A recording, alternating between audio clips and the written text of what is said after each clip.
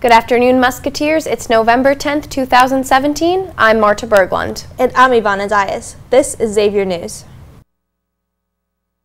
University Television Studio, this is Xavier News. Your campus, your region, your world. This is Xavier News.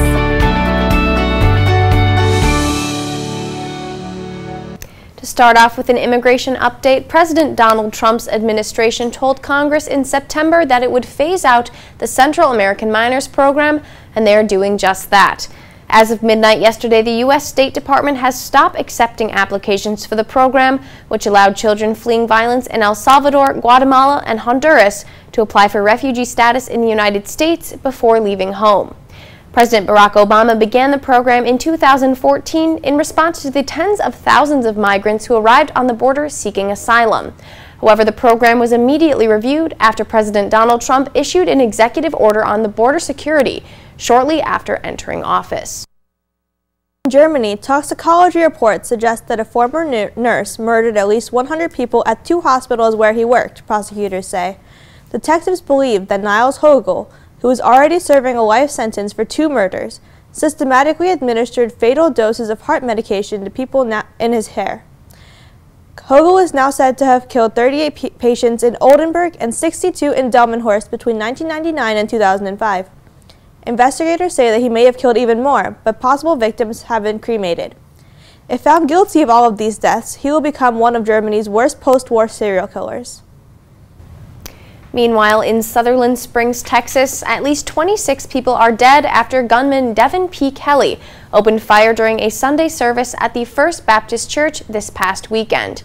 Video of the shooting shows the 26-year-old methodically executing the victims over the course of 7 minutes. Those killed range from 18 months old to 77 years old. Kelly was found dead inside his vehicle from a likely self-inflicted gunshot after veering off the road while being pursued by 2 men, one of whom also shot at Kelly. Kelly was a former U.S. serviceman and escaped a mental hospital in 2012 after being charged with domestic violence.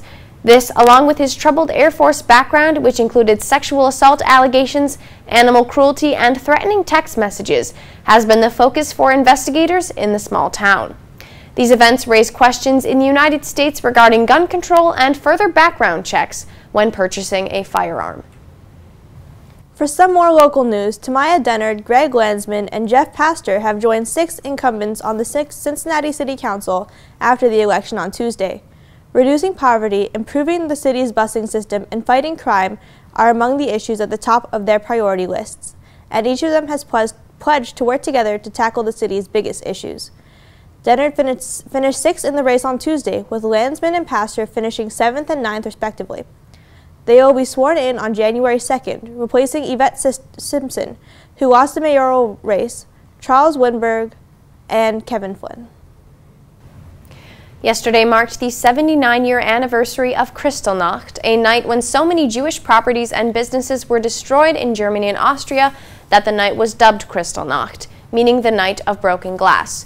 To commemorate this evening, Xavier students read names of those who were killed during the Holocaust all day yesterday in front of Gallagher, hoping to draw attention and raise awareness for those who are vulnerable to these crimes today. Passers-by were also given a pin with broken glass on it in support of the day. A court of honor gathered Wednesday in Harrison, Ohio to honor a Boy Scout with one of the highest awards possible. 14-year-old Brandon Clotter was recognized with the National Medal of Merit for saving his friend's life. Clotter was tent mates with Max Kramer at Camp Michael in Union, Kentucky this past June, when a tree fell on the tent in the middle of the night, landing on Kramer. Scout leaders say Clotter showed courage and bravery in the moments after, administering first aid and then running barefoot to get help. The closest adult was about a quarter of a mile away, down a gravel road. Clotter said, quote, "I just knew I had to get help. I feel good. I wasn't really expecting it. It's really honorable." End quote. Kramer has recovered from broken ribs, a lacerated lung, and a shattered spleen.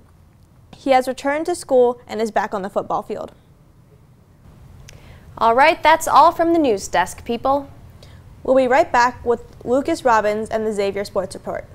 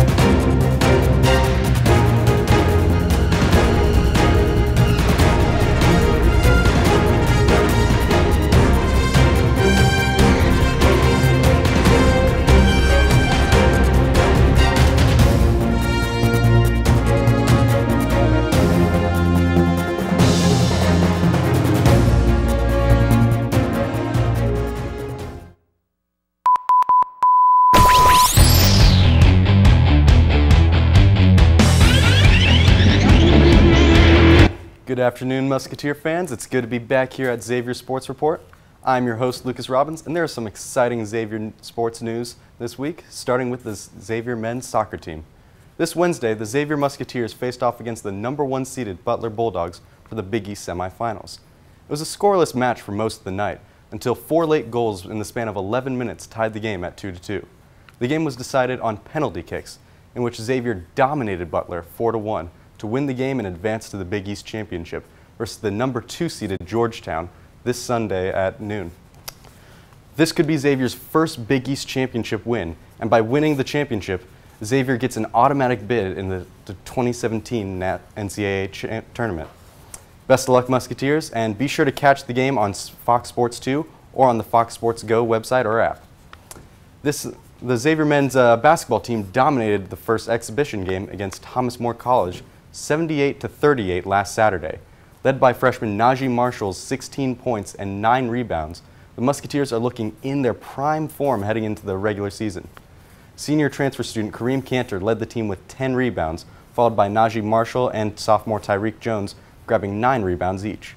The team was also led by another freshman, Paul Scruggs, in assists with 6. Now, the Musketeers will look to start their regular season tonight at 7 versus the Moorhead State Eagles in the Cintas Center. History is on our team's side with a 27-game win streak for the regular season openers, dating all the way back to 1990, and an undefeated record in the Cintas Center for season openers, 17-0. And while our record versus Moorhead State isn't as favorable with a 6-3 advantage all time, we still hold the advantage.